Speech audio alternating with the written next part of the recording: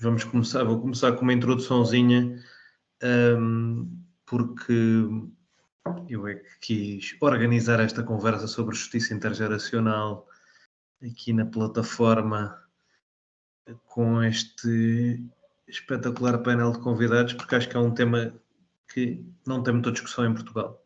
Em boa verdade, há uma subrepresentação de jovens em locais de decisão, uma saturação do mercado de trabalho que os impede de chegar a lugares de topo no público e no privado e que os leva muitas vezes a emigrar.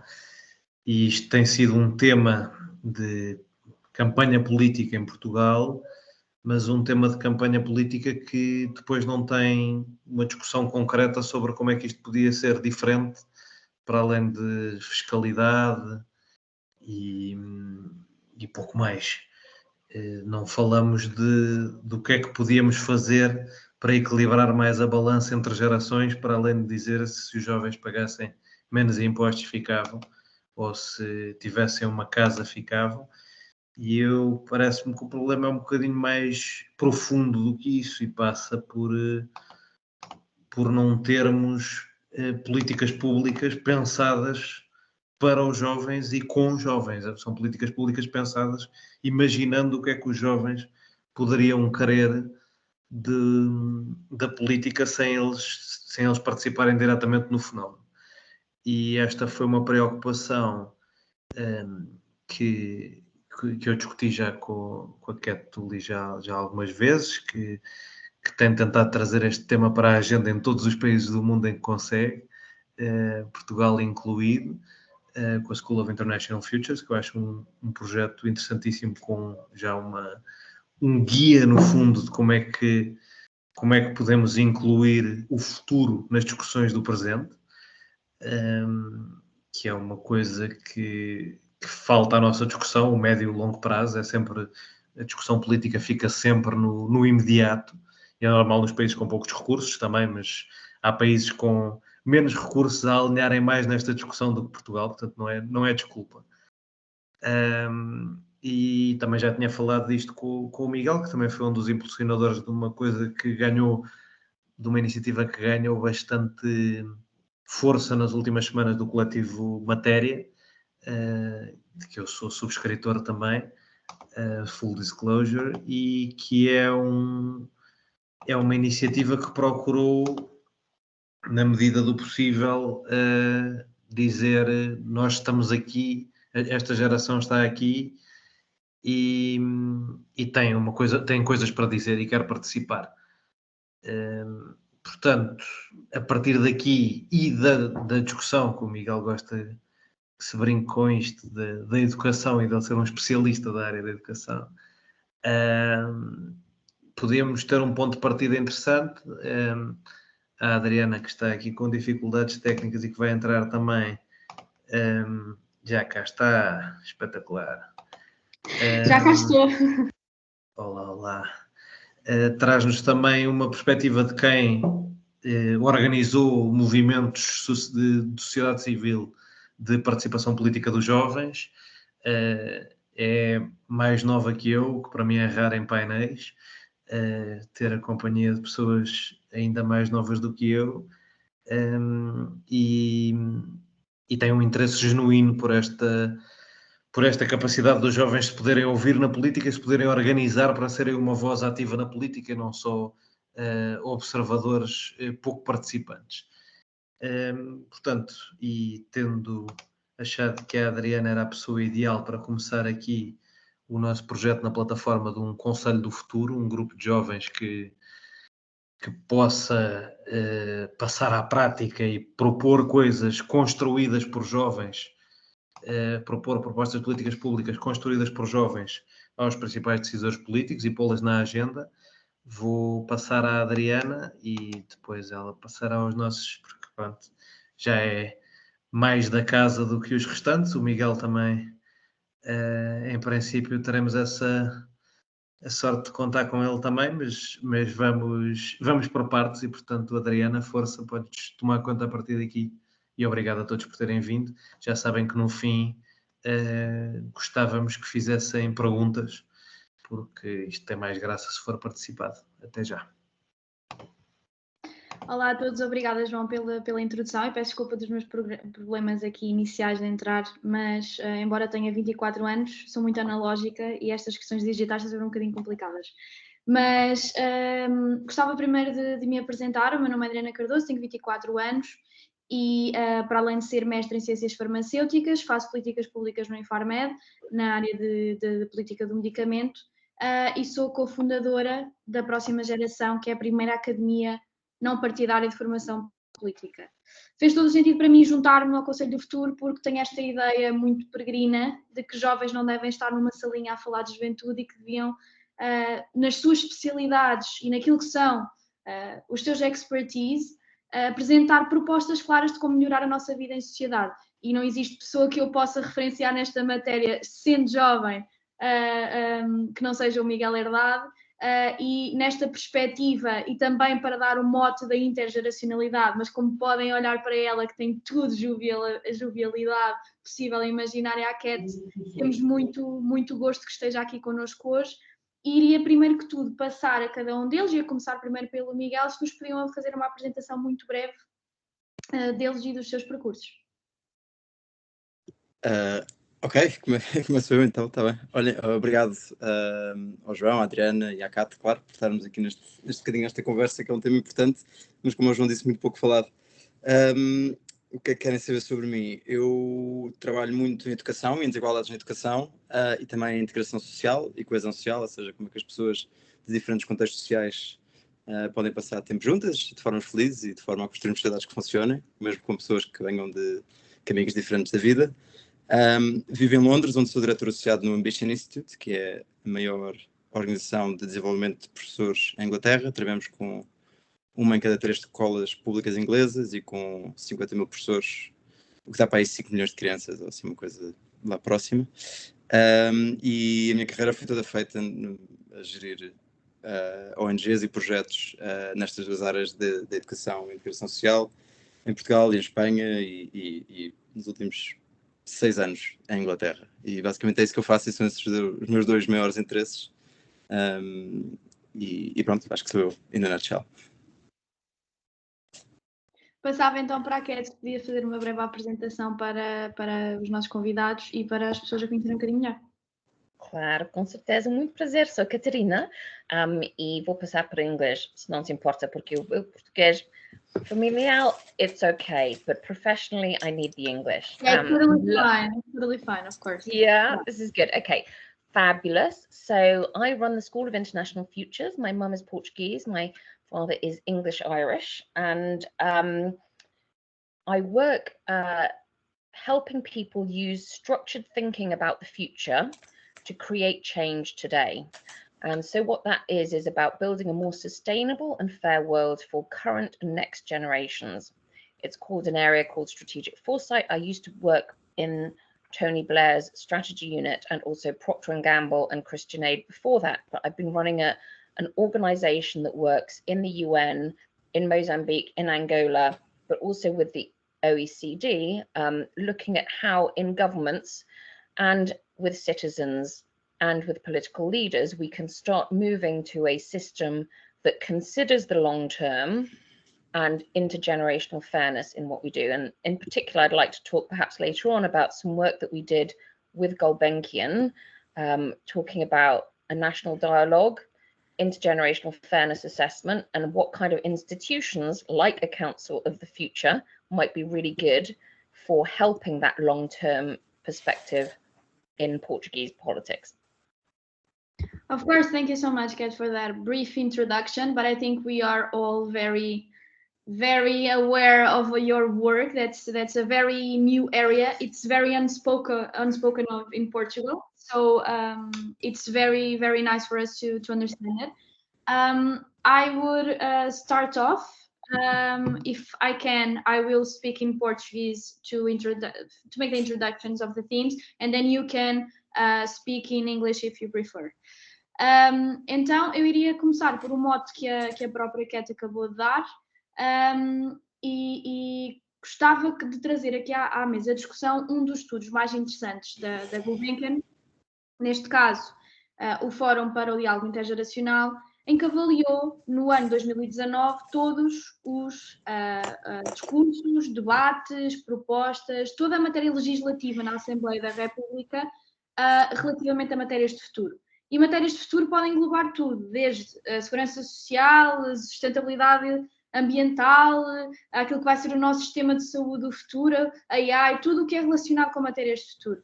E verificou-se que em apenas 13% destes discursos, debates ou iniciativas, alguma coisa no campo lexical de juventude era mencionado. Eu perguntaria se vocês consideram que o nosso sistema político e a maneira como são feitas políticas públicas em Portugal têm esta componente intergeracional à vista, ou sequer se preocupam com ter algum tipo de diálogo que seja mais feito para a nossa juventude. Miguel, começaria por ti. Ok. Estava à espera que fosse a Cátia começar. Não, olha, giro, eu por acaso, bem, eu tenho obviamente um viés da minha área, não é? Da educação, que é para onde olho mais, e das desigualdades. E por acaso é giro porque eu tenho uma coluna mensal numa revista nacional e o meu próximo artigo, eu estou a fazer uma tabela de Excel que conta a quantidade de vezes que nos debates e a quantidade de segundos, que é essa a ordem de grandeza, nestes debates sem falar de educação. E o número até agora tem sido muito parco, para dizer o mínimo. Já houve para aí 6 debates onde não se falou um único segundo sobre educação, o que me preocupa.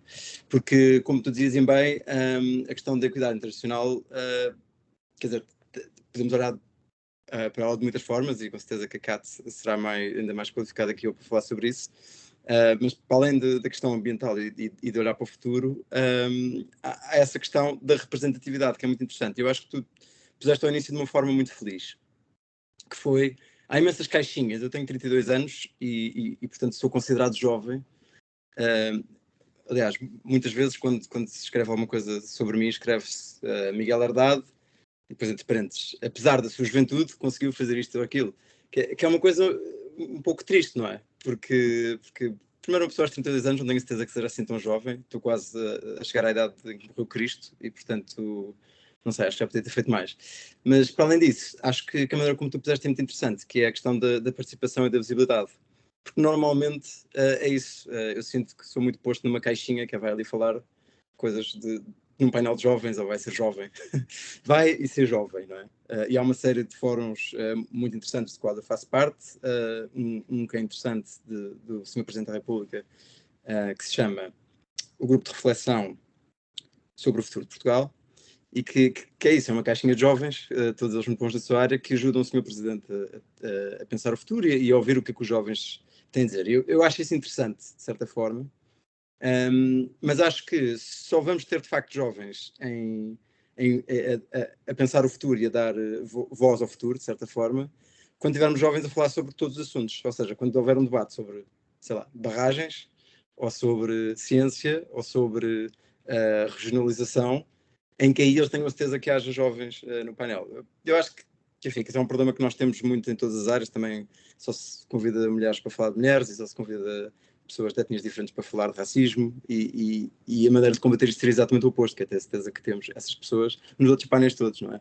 Adriana, eu já te vi explicar isto uma vez e tu explicas isto muito melhor que eu, mas eu acho importante fazer esse ponto, que não é só uma questão de pôr as pessoas em caixinhas, mas de haver verdadeira voz. Agora, também não quer dizer que só os jovens é que possam falar de jovens, não é? Mal estaríamos se assim fosse, não é? Tal como, sei lá, podemos ter painéis de pessoas a falar sobre doenças cardiovasculares sem terem todas ter sofrido de problemas cardiovasculares, espero eu, não é? Até porque seria mau sinal se todos os nossos doutores dessa área sofressem desse problema, que era sinal de que provavelmente íamos ficar com poucos. Mas, e portanto, o que eu gostava de ver mais era uma infiltração desse pensamento de futuro. E o pensamento de futuro não tem que ser feito necessariamente por jovens. Pode ser feito por outras pessoas mais à frente, não é? E era com essa deixa que eu me queria calar, porque eu, nesta tabela de Excel que estou a fazer para o meu artigo que sai na próxima semana, em que estou a contar os segundos em que se fala de educação, também tenho reparado que não se fala nunca de futuro, no sentido de nunca se vai a um horizonte mais do que 5 anos, não é? Eu acho isso muito problemático. Na minha área, então, e tenho certeza que vamos falar isto mais à frente, mas quando falamos em políticas públicas de educação, muitas vezes, quando fazemos uma análise retorno-benefício, o benefício que nós vemos é 20 anos. Quer dizer, e ninguém fala de como é que nós estamos daqui a 20 anos ou onde é que nós queremos estar daqui a 20 anos. Eu acho que essa conversa não tem que ser feita pelos jovens e, pelo contrário, é pena que não seja feita pelas outras pessoas. Faz lembrar aquele ditado um bocadinho cheesy, mas que o mundo é feito por grandes pessoas que plantam árvores onde os seus netos se vão sentar à sombra, não é? E portanto, de uma forma muito vaga, e passando a palavra à Kat, penso que de facto está completamente omisso do nosso debate. Repare-se que não se falou única vez de inteligência artificial, por exemplo, a não ser para falar da taxação, que é interessante, aliás, muito interessante. Na ciência. Sim, na ciência, não é? E é pena, porque enfim, porque por acaso, quando o João Joné falou disto, do manifesto do Coletivo Matéria, do qual o João e a Adriana são os dois assinantes, de resto, uma das coisas que, quando estávamos a escrever o manifesto, que a mim me saltou a atenção foi que, de repente, nós estamos à mesma distância de 1974 do que estamos de 2074. E nós continuamos muito a falar de 1974 e eu não vejo ninguém, uma única pessoa neste país que fale de 2074, onde é que nós vamos querer estar nessa altura. E análises políticas públicas não têm isso em conta. Quando se fala de baixar impostos, subir impostos, investir em educação, investir em carros, investir em estradas, autoestradas, o que é que seja, na análise de custo-benefício nunca temos esse horizonte, até de facto é difícil calcular, mas nunca ninguém tem essa medida de extensão. Eu acho que isso faz falta na discussão pública. Como vejo a Kat a assinar, não sendo eu moderador, Adriana, posso passar a palavra? Sim, sem dúvida, Kat. I would give the ball to you if you want to pick on what Miguel was saying, or else if you want me to ask another question, please just say so. Well, no, I thought like so many things that Miguel was saying was like spot on. You know, the future should not be the responsibility of young people. And I think you look at the UN Summit of the Future, I think that's, you know, something that we need to make very, very clear. And, you know, there's something about, you started off by talking about voice. And so we look at different, you know, you asked me about how effective is the Portuguese system at looking into generational fairness, you know, like, and also youth representation. It's not great, right? As you pointed out. What we do is we look at countries according to 3 different dimensions, which are ingredients of being able to look long term. One is around voice. And in Portugal, that's pretty, there are few spaces to hear different kinds of voices, as you pointed out, Miguel. Then there's an issue around capability, and you know, foresight capability in the government system got basically derooted 10 years ago with austerity, and it's only now being built back. And then there's something around scrutiny and accountability and holding leaders to account for their long-term decision. And there, I think it is quite interesting that the President of the Republic has said that he wants to be, and back to your point, Miguel, about he's very much welcoming youth perspectives, and that kind of symbolic gesture needs to be institutionalized throughout the system, I think.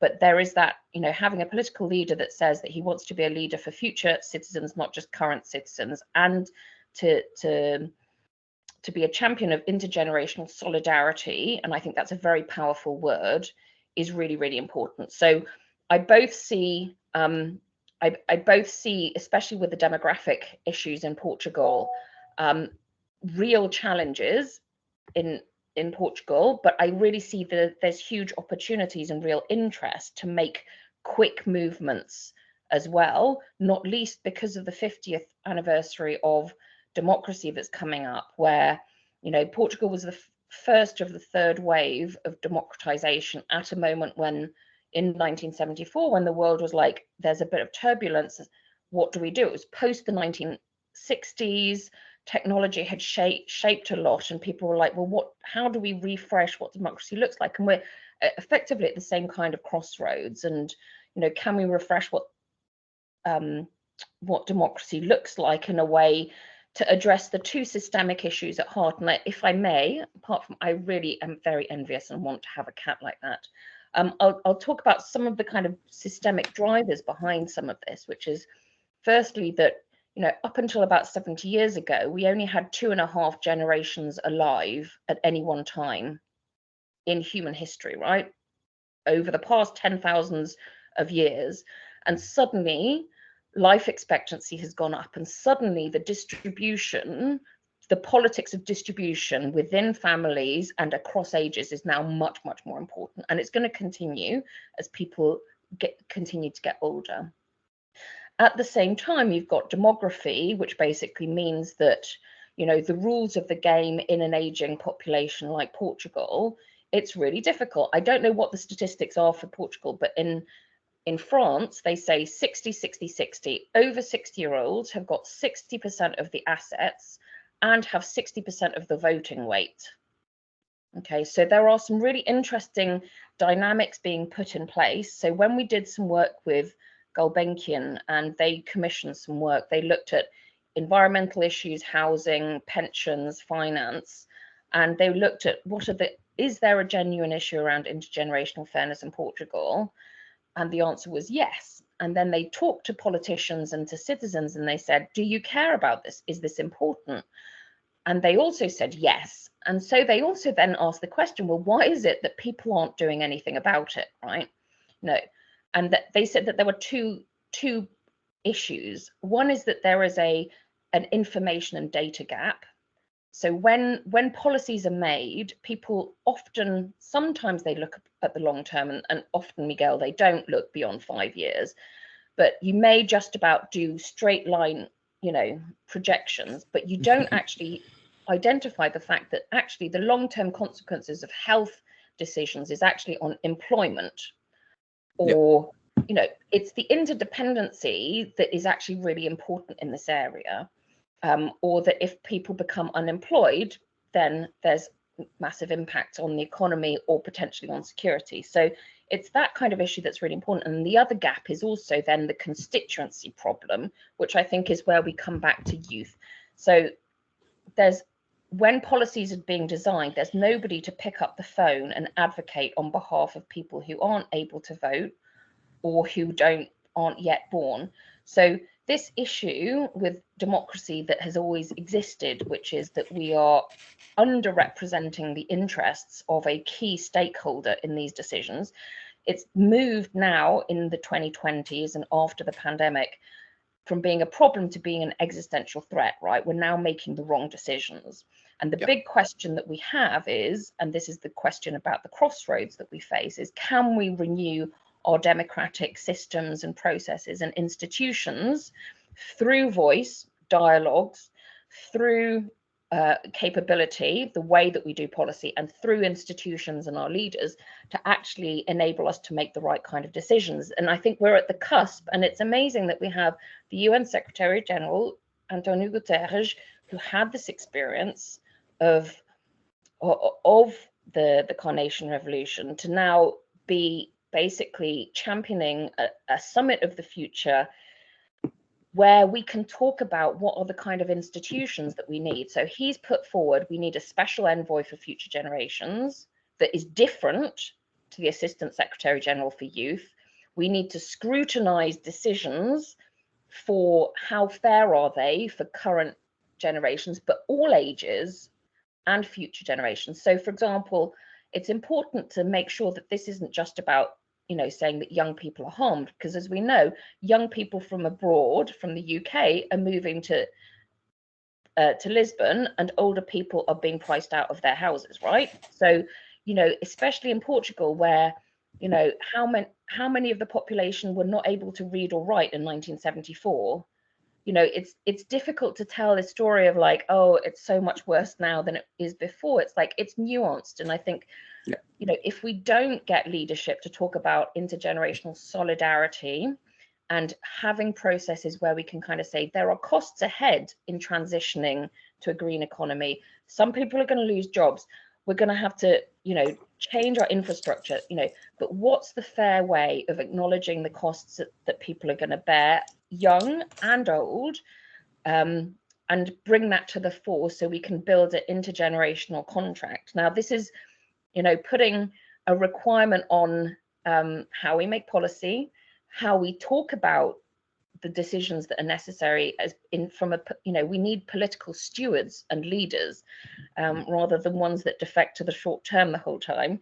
And we absolutely need to have this as a conversation with civil society, saying this is where we want to move towards, because the kind of politics that we're getting is not good enough. And I'm seeing signals of change, because like the work that you're doing, Miguel, but also João, Adriana, and everybody on the call, I see that there's a real opportunity to move the needle very quickly, because we're at one of those tipping points, and the old system is dying and the new system has to be reborn.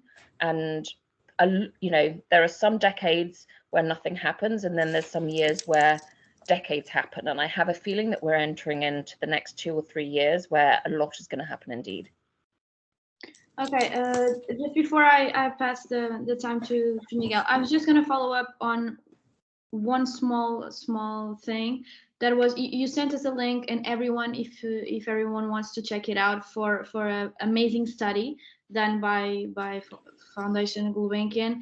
And one of the topics that interests us the most is definitely the part of how can we, people who want to think about securing public policies, how can we make those fair for all generations? Meaning, how can we think about the next generation of public policies, not being able to forget that most of our society is getting older. We have a huge problem in our national health system. We have huge problems in our national security, and what we can't do is to think about the future of public policies without obviously securing the future for the newer generations, but also not leaving behind whole generations of people who actually exist and need to be taken care of. And how can we make those public policies a bit fairer? I was just gonna leave that to you, Kat, for a while, and then I'll send it back to Miguel. Yes, and in fact, that's exactly what Gulbenkian asked us to do. It was like, well, people say this is an important thing and they want to do something about it, but there's these gaps, this information gap and this constituency gap. What's a tool for closing it? So we developed this intergenerational fairness assessment process, which you can apply and you can download it. And in fact, in Nova, various students and academics are applying it to scrutinize emerging legislation. But you can kind of use it to bring people together and to say, as civil society, as youth, like what, let's say the airport location, is it fair? And it's not going to answer your questions, but it helps you take you through some systematic questions that says, here are different ways of thinking about whether it's fair or not. And it basically shines a light, because often the answers are out there. You just need to kind of get the right people together to kind of go, okay, and get people to talk about the long-term consequences and bring them to the fore. So I think alliances with people like Catarina Carvalho in A Mensagem, like citizen journalism, bringing older and younger people together to talk about, well, here's a structured way of asking a series of questions about, you know, pedestrianizing the centre of Lisbon, all the way through to pensions reform, all the way through to, for example, employment issues. So that is a tool that you can use. In addition, there's various things that I think that could be campaigned for around institutional reform. So some countries have got a committee for the future in Parliament. Some countries have got their audit bodies, Tribunal de Contas equivalent, actually scrutinize government activity for their long term, like the GAO does. Some countries, you have an independent commissioner for future generations, and there's legislation that puts a duty on public bodies. So there are some really interesting, you could both scrutinize the manifesto commitments by the different political parties for how well they are looking, their measures affect intergenerational fairness, but you can also make a request to your political parties for institutional reform. Now, many countries are actually doing this year, and I can put you in touch with others. Thank you so much, Kat. Miguel, you can pick up on what Kat was saying, mas gostava de te perguntar uma coisa específica para um conjunto de políticas públicas que são muito relevantes aqui é a tua área, não é? No sentido em que nós temos cada vez mais professores mais envelhecidos, cada vez menos professores, mas os professores que existem cada vez mais envelhecidos, e uma perspectiva que o número de professores cada vez mais diminua, o que é que faz falta em termos de políticas públicas, não só colocando os alunos no centro daquilo que é o foco de políticas no caso da educação, mas como é que se traz o educador e o professor jovem a querer vir para o processo da política pública e especificamente a querer ser professor no futuro? O que é que está aqui a faltar em termos de política pública, de comunicação, para conseguir trazer as pessoas? Bem, isso é uma pergunta difícil de responder assim de forma simples, mas eu acho que o que falta não é assim tão diferente da discussão que estávamos a ter sobre equidade intergeracional. Porque, só para dar algum contexto, Portugal tem esse problema, aliás, vai ser um problema de equidade intergeracional, porque como a Kat estava a dizer aí bem há bocadinho, se pensarmos no ano 2000, que não foi assim há tanto tempo, metade da Foi população... quando nasci? Sim. Tu nasceste, pronto. A sério, que horror. Eu disse que era pior que eu avisei. Deu-me um ligeiro aperto. No ano 2000, quando a Adriana nasceu, metade da população portuguesa não tinha mais do que a 4ª classe. Ok? E, portanto, quer dizer que nós nessa altura tínhamos mais ou menos a escolaridade da Alemanha, penso que em 1930. E, portanto, há aí um atraso muito grande. O que aconteceu? A seguir ao 25 de Abril, de facto, decidiu-se começar a democratizar o ensino também, e, portanto, cresceram escolas assim como se fossem cogumelos, e, portanto, contrataram-se muitos professores, enfim, e esses professores são os que duram até agora. Acontece, como foram todos contratados ao mesmo tempo, também se foram todos reformar ao mesmo tempo, não é? Isso é uma chatice. Porquê? Porque o que aconteceu foi que esses professores, de facto, tinham condições de carreira que eram relativamente interessantes e apesar de enormes dificuldades que o sistema tem, que toda a gente conhece acerca da colocação dos professores e enfim, do facto de ser professor ser uma profissão mesmo difícil e muito exigente, mas a verdade é que o que se foi acontecendo isso foi-se deteriorando. E o que é que nós temos agora? Temos uma situação mesmo estranha, que é, por exemplo, e isto para ligar com o tema da equidade internacional. A média dos professores portugueses tem um ordenado bastante bom, bastante acima da OCDE até, que é curioso. Mas isto só acontece... Sim. É verdade, curioso, mas de facto, porquê? Porque há muitos professores como é que se diz isto? Um bocadinho mais velhos, e que, portanto, têm condições laborais muito aliciantes e boas, em alguns casos até, não é? E, portanto, fazem a média disparar imenso. Aliás, na verdade, como já quase só há professores muito mais velhos, o ano basta há aqui um desequilíbrio em termos de valores. Exatamente. Portanto, basta pensar que o ano passado só se formaram 3 novos professores de Físico-Química para Portugal inteiro. Só para vermos o problema que temos em nós. Mas isto também, e portanto há esse problema que é, antigamente, enquanto muita gente olhava para a profissão de professor como uma carreira com imensa dignidade, até se calhar com relativamente bom rendimento, essas condições foram-se deteriorando. E a verdade é que é muito diferente olhar para um professor que tem agora 60 anos e o que é que foi a carreira dele e um professor que tenha 45, já são duas carreiras completamente diferentes, não é? E portanto há aí um problema também de expectativa e de justiça internacional que é complicada. A muito longo prazo, há um problema mais grave de todos, que é, se é verdade que nós conseguimos construir este sistema de ensino, que no fundo o que é que dá ao país a ferramenta mais importante que nós temos para fazer crescer a economia, que é o capital humano, não é? Ou seja, as qualificações das suas pessoas, a verdade é que, tendo deixado essa ferramenta tão importante como é o professor, enfim, temos deixado que deixassem de existir professores, estamos a hipotecar a educação dos alunos mais à frente. No início de janeiro deste ano havia 40 mil alunos sem professor em Portugal. Pelo menos uma disciplina, assim que se diz, exatamente. Que é muita gente, não é? E de facto é pena. Porquê? Porque se nós olharmos, se esquecêssemos o Covid, portanto, se voltássemos ali a 2020, Portugal era um caso de um sucesso enorme a nível mundial. Provavelmente o caso mais bem sucedido, aliás, a nível de educação mundial. Porque vimos desta base muito baixa, em que havia de facto imenso analfabetismo, imensa gente não tinha andado na escola até há relativamente pouco tempo, para hoje em dia quase toda a gente vai à escola, não é? E, portanto, a média do capital humano cresceu imenso e seria de esperar que nos próximos 10, 15, 20 anos, essas pessoas, à medida que fossem acedendo a cargos que agora não têm, que são de liderança no setor público, de liderança nas empresas e no setor privado, que é um setor que nós nos esquecemos de falar muito quando falamos de políticas públicas, o que é que seria de esperar que Portugal, tendo essa geração em cargos de chefia e em cargos de decisão, como tem um capital humano muito melhor, porque não tem nada a ver ter uma pessoa a decidir, ou seja, em média, se pegarmos em 100 decisores, que na média têm a 4ª classe, ou outros 100 decisores que na média têm uma licenciatura, a média das decisões vão ser mais, enfim, em princípio melhores, ou mais qualificadas, pelo menos, digamos assim.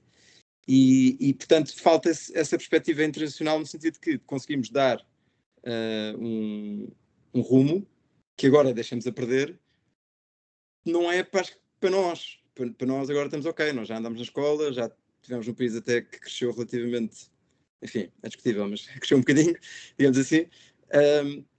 Mas daqui a 10 anos, as crianças que agora têm 15 anos e as mais para trás, que levaram com uma pandemia, que levaram com uma década de falta de professores, vão ter não só os seus ordenados mais baixos, porque cada ano que nós andamos na escola equivale a um aumento do nosso ordenado quando é adulto, como vão, no fundo, ter menos ferramentas, no sentido de que tiveram acesso a um sistema de ensino pior do que os de antecederam. E isto era o ponto que eu queria mesmo marcar, que é, eu acho que aqui, ainda bem que fizeste a pergunta sobre os professores e o sistema de ensino, porque os professores e o sistema de ensino, de facto, são uma boa desculpa, ou um bom mote para este problema, que é uma sociedade funciona bem quando nós temos a expectativa de vir a ver melhor do que os nossos pais. Não é? O que nós vemos da evidência, e eu estive no LSE há uns meses a ver o Raz Chetty, que é o meu economista preferido, que é o diretor do Opportunity Insights em Harvard, a mostrar evidência sobre a percentagem de pessoas nos Estados Unidos e em Inglaterra que têm a expectativa de ter ordenados melhores que os seus pais. E é uma linha assim. Em Portugal, isso é. Em Portugal, depois temos esta chatice, a Cat disse isso, nós temos pouquíssimos dados para pouquíssimas coisas e, portanto, é sempre difícil ver isto. Mas a ideia de eu não. Ou seja, de estarmos não a caminhar no sentido de eu vir a ter uma vida melhor do que a dos meus pais é uma ideia muito corrosiva do ponto de vista social. E é uma ideia É quebrar o elevador social, no fundo. Se sim. não existe elevador social, não existe a nossa ideia de democracia, porque as pessoas vão votar acreditando que votam em pessoas que alteram políticas públicas para melhorar a sua vida. Se deixam acreditar que a sua vida vai melhorar com políticas públicas, quebra-se o elevador social. Exatamente. E isto vem aliado a todos os outros problemas de futuro que nós temos, que é... ou seja, nós estamos a crescer com a ideia de que muitos de nós não vão ter é uma generalização. Reparem, isto é uma generalização. Muitos de nós não vão ter uma vida melhor que os seus pais, mas muitos de nós também vão ter, não é? Evidentemente. Até porque a pobreza em Portugal era muito grande, ainda é muito grande, era completamente avassaladora e, portanto, é uma generalização. O que eu estou a dizer, evidentemente. Mas se aliarmos a isso a um país que vai ter menos gente, um país que provavelmente vai ter assimetrias sociais ainda mais vincadas, não só do ponto de vista regional, porque vai ter um interior desertificado, mas do ponto de vista também social, porque um país com menos gente vai precisar de acolher pessoas de outras partes do mundo, com outras culturas, e que nos vão causar um choque, e que não há nada a fazer. Quer dizer, há imensas coisas a fazer em relação a isso, mas na minha opinião há que assumir que temos que nos preparar para isso e dar as melhores condições possíveis a todas estas pessoas para que tenham uma vida tão boa como a que, por exemplo, eu tive a sorte de ter, não é? Mas, além disso, e não é de toda a minha especialidade, mas é uma coisa que a mim me assusta imenso, que é, vão herdar um planeta em muito pior estado, não é? E não vão herdar um Alentejo onde há uma miragem de haver uma Alqueva que salva a agricultura, não é? Vão herdar um Alentejo que mais vai parecer Norte de África. E isso preocupa-me deixarmos, e sim é um grande problema de equidade internacional, que é nós deixamos um país a pessoas que podem vir a ter ainda piores ferramentas, estão descapitalizadas, e têm os outros recursos, ou seja, os recursos humanos, o capital humano, o capital no sentido de dinheiro e o capital ecológico, no sentido de ter sítio para fazer agricultura e rios com água potável e que não esteja, enfim, que as pessoas não estejam com sede e fome, acho que é bastante preocupante, eu diria. Mas pronto, como eu costumo dizer, a boa notícia é que está nas nossas mãos mudar isso, não é? Digamos que há coisas boas que nós podemos fazer, há coisas boas que nós podemos discutir, porque nós temos poder de agência. Eu acho que isso é muito importante. Nós temos poder de agência. há coisas que às vezes nos acontecem, às vezes há um tsunami, ou, infelizmente acontece, e ninguém está à espera e pronto. Enfim, é uma chatice. Agora, aqui nós sabemos que isto vai acontecer, está ali, está visível. E, portanto, o que é que nós podemos fazer agora para garantir que isso não acontece, não é? E há muitas ferramentas boas, seja através de tecnologia, seja através da investigação científica, que eu acho que nos vão poder, de certa forma, se nós quisermos agarrá-las, tirar-nos deste imbróglio. Mas já falei demais e estou curioso para ver o que a Kat tem a dizer sobre isso. Porque eu há bocado achei que a conversa ia dar para outra coisa gira, que era sobre... eu aqui falei muito da herança social, não é? Ou seja, de não ver jovens em setores de decisão política, mas também privados. Eu acho que é muito importante nós nos esquecermos que os privados... ou seja, o país não é só feito de políticas públicas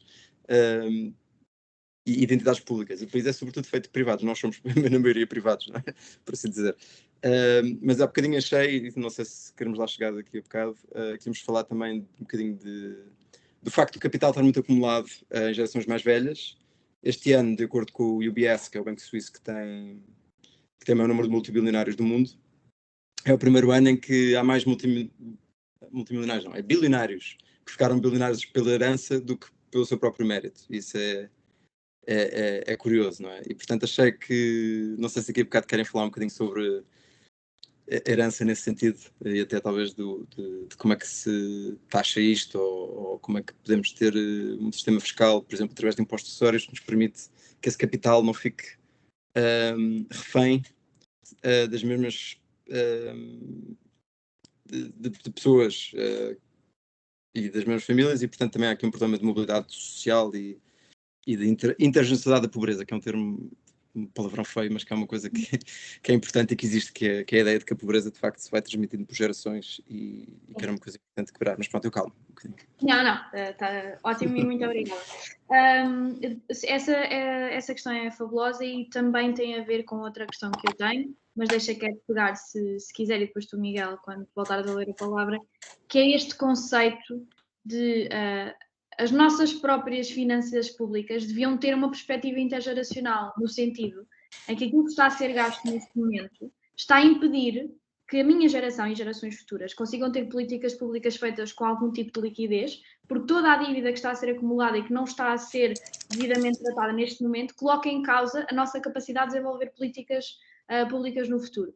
E é interessante porque leva-nos a todo um outro debate também, e o Miguel introduziu aqui, de população no ativo, jovem, trabalhadora, cada vez em percentagem comparado com população que não está no ativo a diminuir. Temos cada vez mais a percentagem de pessoas que estão neste momento pensionistas e pessoas que estão no ativo a contribuir para a segurança social, cada vez temos mais. E era interessante falarmos destas novas formas e pensar as políticas públicas no futuro, dado que isto é uma realidade que é imutável, que nós não a conseguimos travar. Podemos tentar, com políticas de fomentação da natalidade, evidentemente, recuperar um pouco o nosso passo, mas nunca vamos poder evitar aquilo que já é o envelhecimento que já aqui temos. Como é que podemos pensar todo um conjunto e uma nova geração de políticas públicas que eu não vejo muitas vezes a serem faladas? E o exemplo do imposto sucessório que o Miguel aqui acabou mesmo de falar é uma ideia interessante e que raramente é falada, inclusive eu não ouvi ser falado nestes debates ainda. Passaria, I will go to you, Kat, for you to pick up on what was just said, but I sensed that there's a... Adriana, só em defesa desculpa, mas só em defesa do Rui Tavares, ele falou disso. É verdade. E o Rui Rocha disse que taxar a morte era imoral. Pois foi. O Rui Rocha foi o Rui Rocha e, portanto, enfim. Ainda tivemos um momento de tentativa disso, mas a resposta teve alguma demagogia. No geral. I would pick up to Kat, but also there's a very nice, and thank you to João Herdade, who made a very nice comment, who was saying that, of course, there's also not just, ageism isn't something that just applies to young people. Ageism can be applied, obviously, to older generations that are not acknowledged in their workplace, in their work framework. And when there's this huge generational changes, especially on the private sector, inside of the companies, this perspective isn't very, very, very acknowledged and isn't used as in the way that it should be. So, Kat, I'll pass it on to you. Yeah. Well, I thought I'd make 4 points if I can. And I wanted to say thank you, Miguel, for making such a clear outline about why strategic foresight is actually so necessary in a way, because there are drivers of change that are clear in front of us, right? Demography, climate, emerging technology. And then there are uncertainties about how they intersect. And there are areas where we have agency, the way that we decide to intervene to govern how emerging technology impacts us, how AI is going to affect jobs really depends on governing and policy decisions that we take. So how do you actually systematically think about those different alternative scenarios, look out 30 years, and then build policies aware of this? This is basically strategic foresight and a capability that is both increasingly embedded in policymaking, but I think what is very, very important to underline is that it needs to be part of a conversation that actually the Portugal you want should not be a technocratic conversation held by academics or civil servants or politicians or business people. It is a conversation fed by insights and data, but absolutely needs to be intergenerational in nature, and it needs to be by citizens talking about, there's no right or wrong answers, right? But you need to build the political will about how do you actually share the costs that the green transition will require. And that is, so I think the importance of, we're back to the point about voice at the beginning, and also picking up João's point is, it's absolutely about solidarity and interconnection between different ages, and having space in the room, a bit like the Japanese future design movement, to actually have people that represent unborn generations there, and you have that dialogue. So if you like, it's like citizens' assemblies, but that are explicitly designed to take longer term perspectives into account and explore different scenarios. So that is incredibly important, and having a grassroots or local conversation about the future of your community that you want is the most, I think, politically empowering process that can be done. I think it's also really important to kind of note the point about, so my second point about the intergenerational trauma of poverty is extremely important, and associated with that is the intergenerational trauma of exclusion and rights violation that comes from gender perspective, ethnicity, slavery, and a lot of an acknowledgement that a lot of the injustices that will happen in the future are actually echoes of injustices that happened in the past. And therefore, one of the challenges that often comes to intergenerational fairness is that we shouldn't be talking about unfairnesses in the future. We should be addressing social justice issues in the present as well. And I think what's really interesting is that in my experience, the policies and the institutions that support one also support the other, which is really interesting. And so I'll leave that just so, the point around solidarity, the point around voice and exchange is extremely important.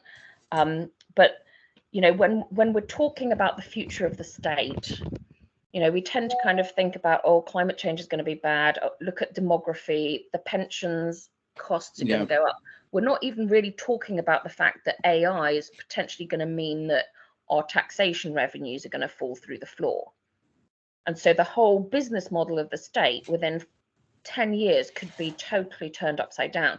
And so we tend to, even when we're thinking about scenarios, think quite narrow, which is why we really need to stretch our thinking. And quite frankly, from my perspective, youth engagement on issues of the future is important, not just from a legitimacy perspective, but I think you're probably better at thinking through what the second and third order implications of emerging technology is. So how will AI actually change how people go to work, how cities are designed, what we think the good life is, right? There's so many kind of cultural and values shifts when you look at generation alpha and then start looking at generation beta that's coming up after that. and being aware of that is really important as we're making policy decision making in these times. So here are some that I think there's some practical things that can be done around, as I said, technocratically building better processes for doing policy better. So Plan APP and their work on Portugal 2050 is really interesting. Gulbenkian's work as well. But I think asking for new institutions that can actually represent different voices is really important, as are in particular dialogues and spaces to hold people to account for the long-term consequences of their decisions.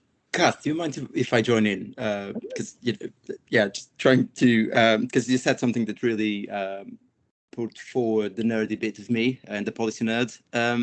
So, sorry, Adriana, is it okay if I just jump in? Because of course it is. Right. It's so, mas podes falar português também. Então, porque uma das Só coisas para lembrar. que eu acho que estava... Obrigado, João. Uma das coisas que eu acho que estava incluído na conversa que muito interessante do que a Kat disse, é que nós temos... eu acho que há um bocado de medo na discussão pública portuguesa em escrever coisas no papel e pô-las à frente das pessoas e dizer, ok, isto aqui é a previsão para daqui a não sei quantos anos e estas são as nossas opções. Não é? Há muito pouco esse tipo de discussão. E quando há, são sempre feitas com pouca qualidade. Acho que tivemos imensos exemplos mesmo interessantes, muito recentemente na nossa vida coletiva, que a meu ver são traumáticos. O exemplo mais recente foi as Jornadas Mundial da Juventude, não sei se lembram, que ia ser um investimento, não sei quantos, eu nem sei quantos milhões é que eram, mas que ia dar um retorno, quer dizer, toda a gente disse números diferentes, era 10 vezes, era 20 vezes, o que é que fosse.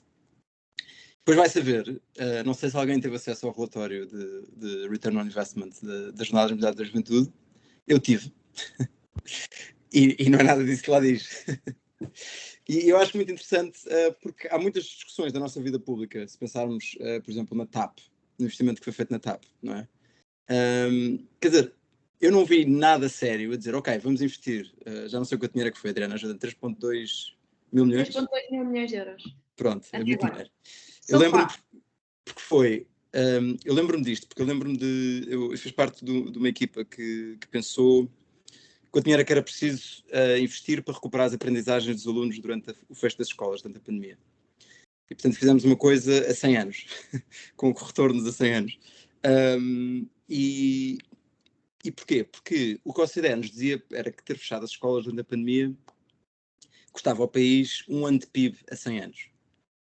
Ou seja, ter aquelas crianças em casa, elas iam aprender menos e com isso os seus ordenados iam ser mais baixos e portanto, esse custo todo, os ordenados sendo todos um bocadinho mais baixos para toda a gente, era o equivalente a 1 ano de PIB. Portanto, é um custo altíssimo. E pronto. E eu este número da TAP lembro-me, porque eu lembro-me que nós até fomos ao Parlamento apresentar este nosso trabalho e tinha uma análise custo-benefício, que é uma coisa que se faz muito pouco, ou seja, saber que por cada euro que eu invisto numa política pública, qual é que é o retorno, quantos euros de retorno é que me dá, e a nossa política tinha era entre 13 a 16 euros de retorno, dependendo da modalidade. Mas eu lembro-me que depois o Governo ouviu-nos, o Parlamento ouviu-nos, toda a gente nos ouviu, e depois claro que investiram para 1/10 do que nós tínhamos proposto.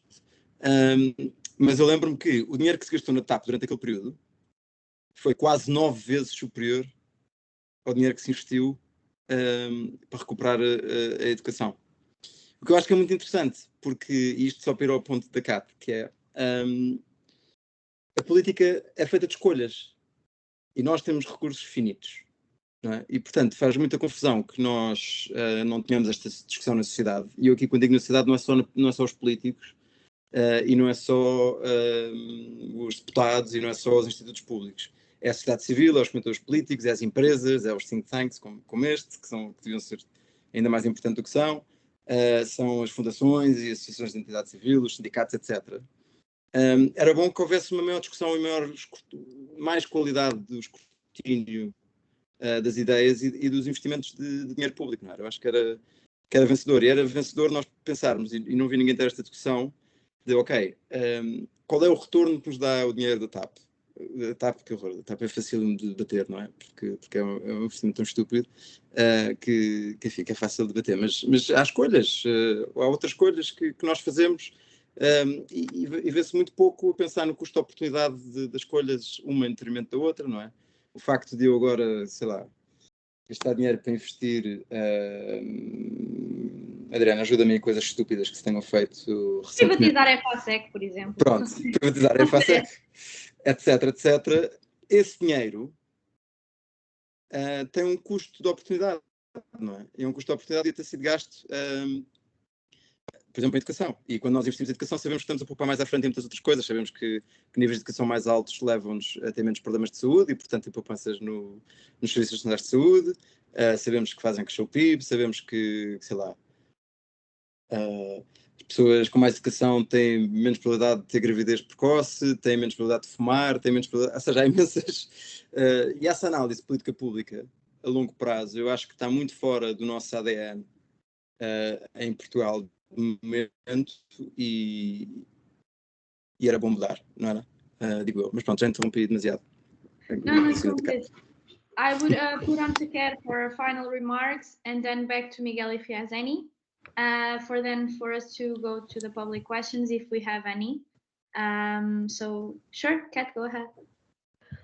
I think that you're absolutely spot on, which is the capture of the decision-making process by quite actually a narrow segment of the population is quite interesting, right? And, you know, we're not investing in prevention, even when we know 10 years ago that it's really likely that there's going to be some kind of pandemic or we're going to have some kind of energy crisis. And we still, you know, what's interesting is that there's like citizens align on the importance, even political parties often align, and yet the system is still not able to kind of invest in the prevention. And there's something very interesting systemically happening there. And I think that the solutions need to be systemic in nature, and it needs to be about scrutinizing manifesto commitments up front. I'm saying this because this is like part of the ingredients and the solutions that we're seeing in different countries. There's something about then working within Parliament to support individual parliamentarians, but also committees like UTAU, for example, have some kind of role of scrutinizing, like select committees. So we're working in the UK with the liaison committee, which is the one bit that holds the Prime Minister to account to kind of say, you know, actually the role of parliamentarian scrutiny, because this is the bipartisan area, like, of holding the long term. If the executive holds the next term of government until 5 years, and this, by the way, is why I don't think we need a Minister of the Future. We need a commissioner, or we need the Parliament to hold it, because that's truly bipartisan. It's for all citizens, and their role. And people are beginning to adopt that. The Dutch are doing that. The Finns are doing that. They're even exploring it in different places. And then you've got the Constitutional Court in various places, and possibly even with European court jurisdiction, thanks to the claim being brought by Portuguese youth about this topic. There may then be, like in Germany, a requirement on all private companies as well as public companies to make sure that when they're making decisions that they're not constraining the rights of future generations unnecessarily. But then there's also options around legislation and to make sure that there's a duty. So there's all sorts of really interesting innovations. But your point that I think I want to underline is that this is not going to come from the system, right? The system is going to stay with the status quo. The only way change is going to happen is if you mobilize civil society and citizens, including through youth, but absolutely not, to actually drive this, ask for institutional change, and actually use this moment to kind of really drive the importance of dialogues and actually of building the kind of platform amongst citizens for doing politics differently. And there are, you know, Oikos, there's quite a few, Zero, there's quite a few different academics, civil society organizations, businesses actually in Portugal who are all pushing in the same direction and who are also networked across Spain and across Europe. So there's about to be a European civil society coalition being launched on the 21st of February.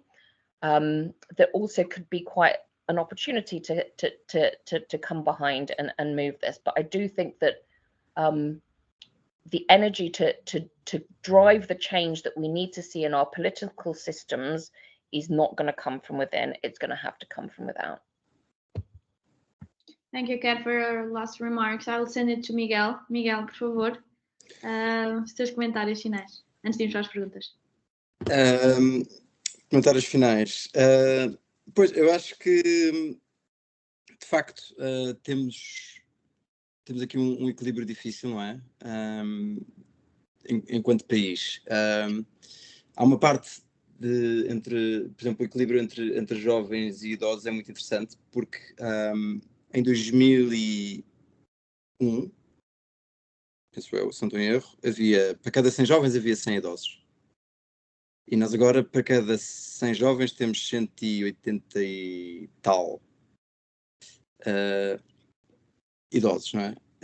E é muito interessante, porque vai ser giro perceber daqui a 20 anos como é que é o nosso país, não é? E qual é que é o tecido do nosso país. Porque as pessoas morrem, as pessoas envelhecem, e a verdade é que as coisas continuam, não é? Isso é que nós nos temos que esquecer, é que tudo muda, mas tudo continua. Eu penso, estou a dizer de cor, mas eu penso que França já teve este problema demográfico mais cedo do que todos os outros países. Aliás, França teve um problema parecido até antes da Revolução Francesa, acho eu, mas estou a dizer isto de cor, portanto posso estar a dizer um grande disparate, mas é giro porque eu acho que é mesmo importante a questão da agência, não é? A questão da agência no sentido de nós podermos de facto agir para prevenir o que é que se vai passar à frente. E esta ideia de nós podermos pensar, ok, isto são as possibilidades do que vai acontecer daqui a 50 anos. Grosso modo, não é? Porque depois as coisas mudam muito rapidamente, normalmente mudam mais no curto prazo do que depois no longo prazo, não é? Basta pensar que, de facto, desde que eu existo, Portugal foi à falência uma vez, não é? Tivemos um Covid, tivemos uma guerra, tivemos o 11 de setembro, depois fomos à falência e depois tivemos o Covid. Foi essa a minha experiência de vida, não é? Mas, no limite, nós continuamos em frente, não é? E, na verdade, Portugal hoje em dia é muito melhor do que era quando eu nasci. Não há a menor dúvida, não é? Acho que em nada Portugal em 1991, quando eu nasci, era melhor do que hoje em dia, não é? Mas será que vai ser assim em 2050? Eu não sei responder essa pergunta, isso aflige-me, porque eu acho que não é difícil de saber responder essa pergunta. E acho que é a responsabilidade nossa da sociedade civil e também da sociedade civil e das entidades públicas saber dar pistas e por onde pensar para resolver os nossos problemas. Eu acho que isso, tendo pintado uma visão um bocadinho trágica, acho que era essa o meu final remark, era esse, nós não nos podemos demitir do futuro do país, não é? Nós literalmente podemos escolher o futuro. Há coisas que estão fora da nossa mão, mas através de políticas públicas bem pensadas, investimentos bem feitos, políticas baseadas na evidência científica e pôr-nos os meios para atingir os fins de onde é que queremos estar daqui a 50 anos, é nosso, é um nosso coletivo e é uma responsabilidade grande nossa deixarmos um país melhor para os nossos filhos, mas isso não sei se a gente concorda, mas para mim é uma parte importante desta questão, e assim me calo. Obrigada, Miguel, e obrigada, Kat. Eu pediria que quem tenha uma pergunta do painel levante a mão. Tem aqui um ícone na parte do Teams, ou que envie uma mensagem para eu poder passar a palavra.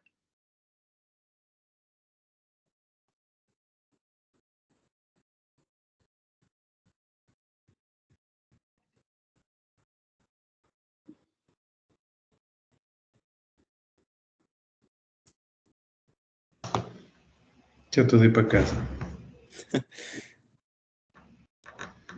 Tem aqui um investigador fabuloso como o Miguel e a Kat disponíveis para receber perguntas e não tem uma pergunta a fazer. Eu tenho tantas. I had a question for people on the call, which was like, are people concerned about intergenerational fairness, and how does it manifest? Is it housing?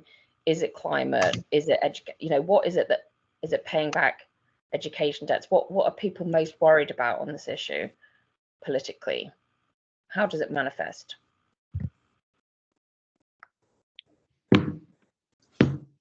Climate. Mm-hmm.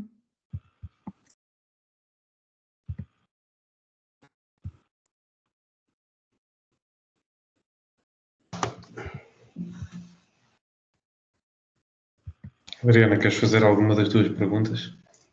Eu? Já temos aqui uma pergunta. Sara Teixeira, boa, força. Olá, antes de mais obrigada pelas vossas palavras, e o que eu ia perguntar é uma questão muito básica, mas se houvesse uma primeira medida que se tem que tomar em Portugal, qual seria? Também tendo em conta aquilo que já foi feito noutros países e que resultou. Era isso, obrigada. Obrigada, Sara, pela tua questão. Passarei ao Miguel primeiro, para ser um cavalheiro. Presente envenenado. Uma medida, se eu pudesse escolher uma.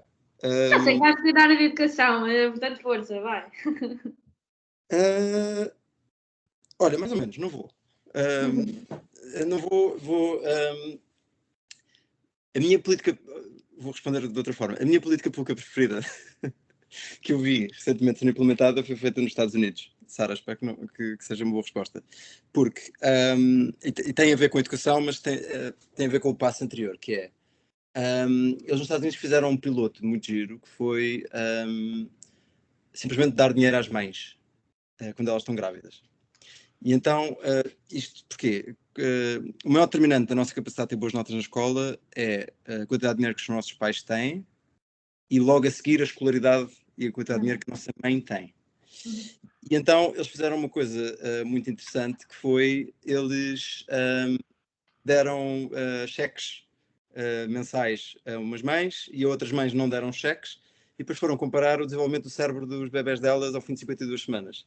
E é muito interessante perceber que, de facto, a desigualdade começa muito antes de nós chegarmos à escola, sequer, e que políticas públicas estão targeted, não sei qual é a palavra que eu fiz, direcionadas como estas, podem ser soluções relativamente simples para problemas muito complexos a longo prazo. E, portanto, eu acho interessante esta ideia de nós darmos cash direcionado, sobretudo a mães que tenham mais dificuldade durante a gravidez e de contextos socioeconómicos mais desfavorecidos. Podia ser uma boa política pública de longo prazo, porque o que nós fazemos é nós desperdiçamos muito talento com pessoas que não têm acesso e que acabam por não ter, porque não tiveram acesso a uma educação de excelência e não têm acesso a lugares de decisão porque não vivem no sítio certo e não tens enfim, não têm dinheiro suficiente para se fazerem ouvir. E portanto, olha, esta era a minha política pública preferida dos últimos meses, digamos assim.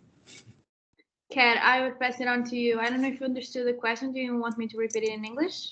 I think so. It's like, what's been a recent kind of policy innovation that's been really interesting to address? So there's huge amounts of fun stuff that's going on, I think. So one of them is manifestos for the future. So like young and old parliamentarians coming together to talk about long-term, like what would a manifesto for the country in 2050 look like? So that's quite interesting. In terms of practical changes in New Zealand, they've been bringing in something called well-being budgeting. So the Treasury, instead of maximising for GDP growth, has been looking at how do you actually maximise for other benefits. So there's just really interesting, that's at the kind of very high level. But then I think at local level, there's some really interesting changes that can be done in terms of local leadership. So what other, in terms of, yeah, I'll think of some more in terms of particular policy areas that have been, but actually, you know, doing mental health training and support amongst primary and secondary school children is also a big it enables building resilience, which I think is really important, which seems to have some really interesting evidence behind its value. So those are different ideas. Yeah, I would just, first of all, what I would give as a public policy that I would love, e vou dizer em português, isto pode ser muito chocante de ouvir, mas se um idoso, neste momento, desacompanhado, sem carteira, sem nada, cair num hospital público e tomar medicação, como todos os idosos tomam, a partir de uma certa idade, muita medicação, se for prescrito por um médico no privado, o público não tem como ter acesso porque não existe comunicação de sistemas. Um idoso cai no hospital, toma medicação para salvar a sua vida, não se consegue explicar porque está desorientado por alguma razão, ou não consegue sequer, não tem capacidade, conhecimento para conseguir explicar a medicação que toma. Não existe maneira de um profissional de saúde conseguir saber que medicação que salva a vida daquela pessoa que nós temos que cuidar se for passar no privado. Não existe comunicação de sistemas em saúde entre privado e público. E isto é algo que já está a ser falado desde a segunda Lei de Bases da Saúde e nunca foi colocada em prática. Portanto, no momento em que estamos em eleições e que se falam de grandes projetos e soluções e de,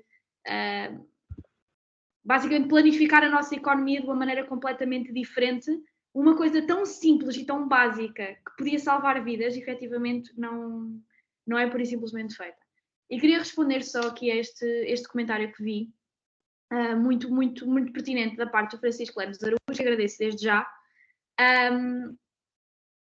Para mim, e a minha perspectiva, é que o principal problema da precariedade em Portugal, neste momento, e o facto de nós não estarmos a ter uma correspondência entre as nossas qualificações, que são manifestamente superiores à geração dos nossos pais, com um nível salarial que nos permita viver uma vida mais desafogada que estes, para mim tem tudo a ver com aquilo que é o nosso sistema empresarial. 99,9% das empresas portuguesas são pequenas e médias empresas.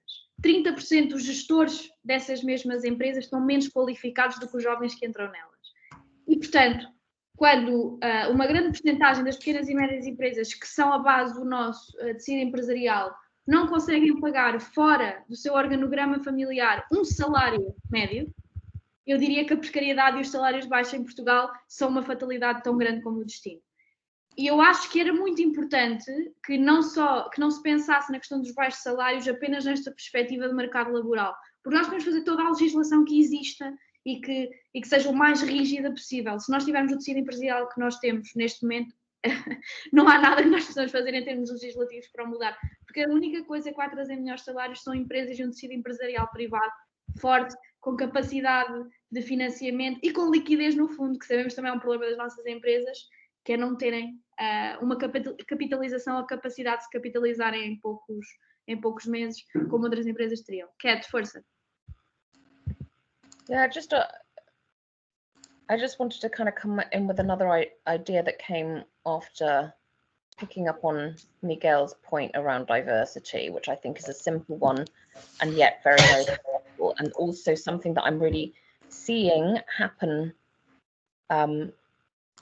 is that the management and the board of more and more companies are becoming more and more similar.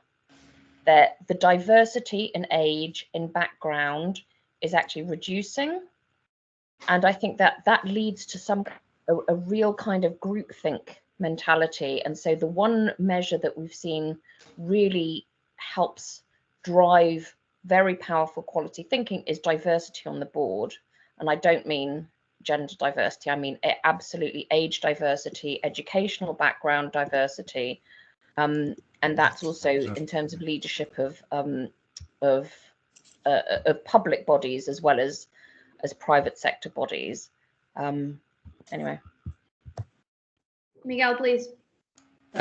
Queria só deixar uma última ideia, porque se houvesse um milionário que me doasse, sei lá, eu preciso de muito dinheiro, 10 bilhões para eu fazer uma fundação e fazer uma coisa a séria em Portugal, o que eu fazia mesmo no longo prazo era um projeto de coesão social, em que nós podíamos pôr as pessoas a passar tempo umas com as outras, que é das coisas mais importantes e que nós fazemos menos. A Inglaterra já teve um projeto desse estilo que chamava National Citizen Service, e a França também tem uma espécie de um serviço nacional. No fundo, o que é que nós queremos fazer? Nós queremos criar programas onde pessoas de diferentes contextos sociais se misturem e passem tempo juntas. E a literatura mostra que isso tem imensos benefícios de longo prazo. No caso do futuro de Portugal, eu acho que isso era também muito útil, não só porque nós vamos ter uma diversidade étnica e cultural muito maior no futuro, e portanto era bom que começássemos cada vez menos a comportar-nos como bolhas, mas, e portanto estou a pensar na horizontal, não é? Seja, diferentes pessoas, o que têm é diferentes contextos sociais, e portanto agarrar alguma coisa que traga coesão a esta gente, e isso pode ser com programas que fomentem que ela passe tempo juntos, seja na escola, passar em férias de verão, pessoas do norte e do sul arranjarmos mecanismos para elas ficarem na mesma casa uma semana em agosto, etc. Há projetos interessantes que já foram feitos, mas também do ponto de vista vertical, ou seja, de ter pessoas mais novas a passar tempo com pessoas mais velhas. E eu acho que um projeto de intervenção social a larga escala que conseguisse misturar, no fundo a ideia é misturar pessoas de diferentes contextos sociais e a ter imensas externalidades positivas, não só do ponto de vista da diminuição da pobreza, sobretudo nas crianças, mas também de diminuição da crispação e polarização do país, que eu acho que vai ser o maior desafio que nós vamos ter nos próximos 100 anos. E isso preocupa-me e, portanto, acho que era bom começarmos já a pensar nisso a mais longo prazo.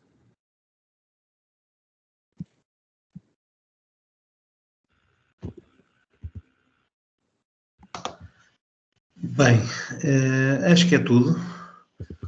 Muito obrigado a todos. Para quem entrou mais tarde, já entrou aqui uma pergunta, mas nós já estamos a passar aqui já estamos a passar aqui o tempo. Mas acho também que já respondemos durante a conversa. Para quem não terá entrado no início da conversa, nós vamos disponibilizar a conversa toda no YouTube da plataforma, portanto não se preocupem com isso, poderão vê-la depois e mandamos a todas as pessoas que se inscreveram. Queria agradecer muito a Adriana por aceitar o desafio de liderar o Conselho do Futuro, ao Miguel Herdade por aceitar participar e pela sua iniciativa, e à Cat também por me ter ensinado este tema, porque sem a Cat não havia esta conversa de todo, nem o interesse de construir este projeto. Portanto, last but definitely not least. E pronto, obrigado a todos os que participaram, que deixaram as vossas perguntas, que ouviram. Vamos querer continuar a fazer este ciclo na plataforma. Vamos anunciar mais um destes debates que contam, em que tentamos falar um bocadinho para lá da espuma dos dias e do combate político sobre políticas públicas em breve. Se ainda não estão inscritos na plataforma, podem se inscrever. Temos essas inscrições abertas no site e muito obrigado a todos mesmo. O resto, boa semana e é isso.